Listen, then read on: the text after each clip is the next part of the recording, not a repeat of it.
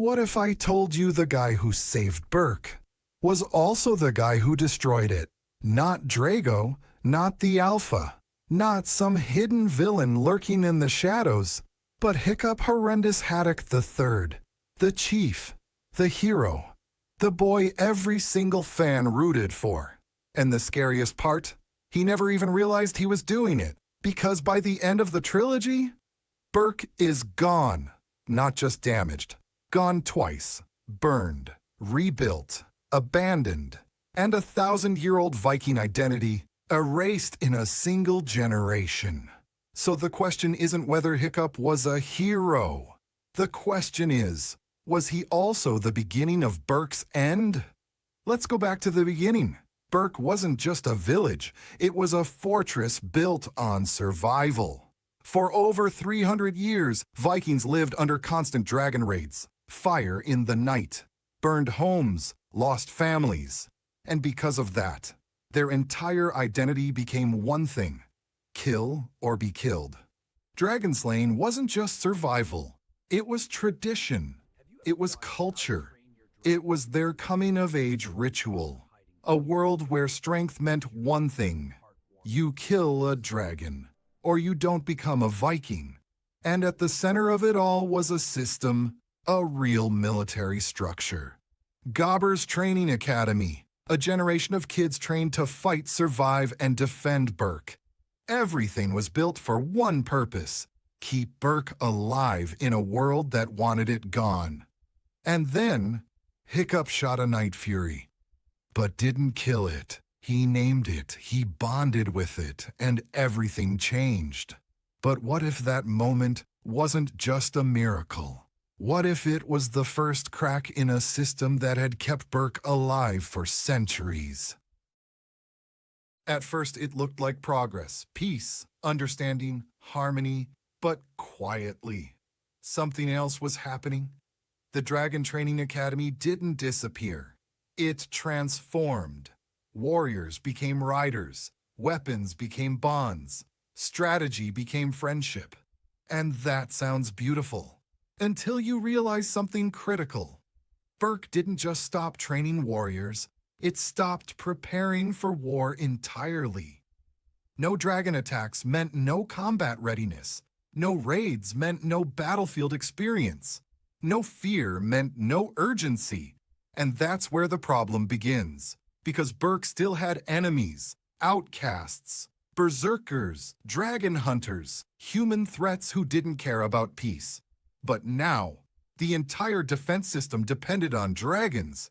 Take the dragons away, and Berk becomes something terrifying.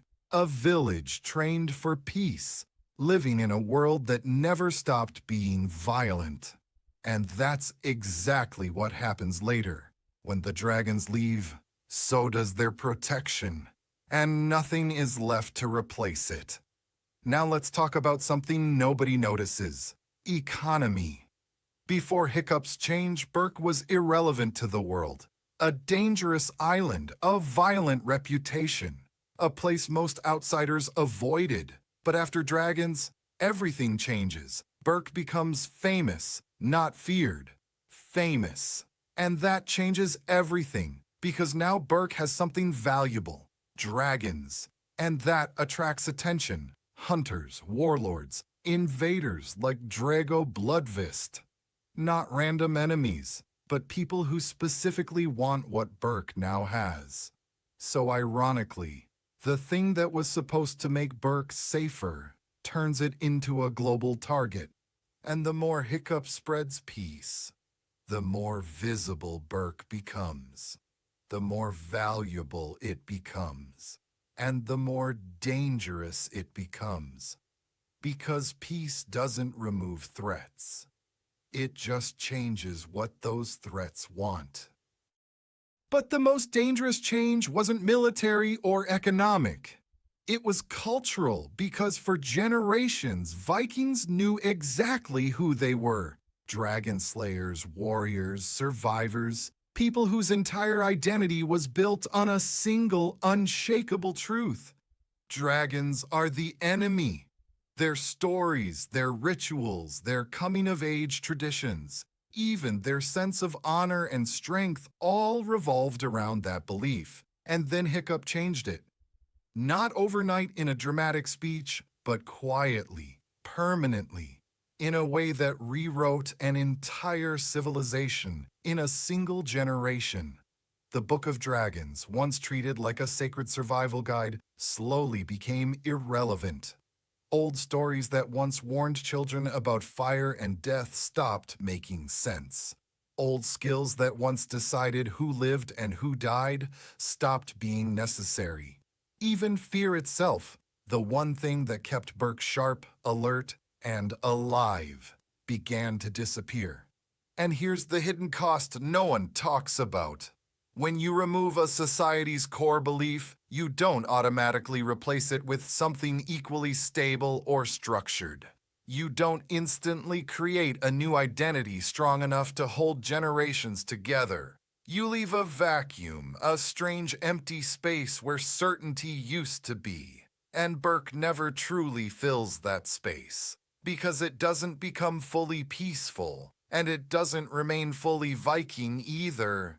It becomes something in between, something uncertain. A culture that slowly forgets what it used to be and hasn't fully decided what it is supposed to become next. And that kind of identity shift is not loud or explosive. It is slow, quiet, and far more irreversible than any battle.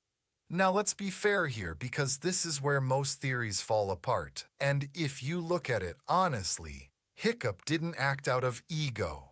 He didn't want power. He didn't want control. And he never positioned himself as someone trying to reshape the world for personal gain, because every major decision he made across the trilogy can be traced back to one consistent motive: protecting life, saving Toothless, protecting dragonkind, and trying to end an endless cycle of violence that had defined Viking existence for centuries.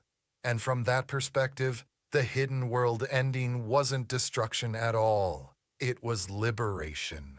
Dragons finally free from fear, from hunters, from being weapons in a war they never chose.